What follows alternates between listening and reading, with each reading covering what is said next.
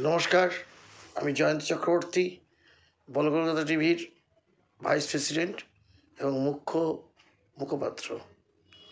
বলকলকাতা টিভির পক্ষ থেকে সমস্ত দর্শক, আমাদের যারা স্বেচ্ছাসেবক বা আমাদের সঙ্গে যারা সহযোগী যোদ্ধা, বিজ্ঞাপনদাতা এবং আমাদের শুভাকাঙ্ক্ষী প্রত্যেককে জানাই হ্যাপি নিউ ইয়ার 2024। আমরা এই 2024-এ ষষ্ঠ বছরে পা দিচ্ছি।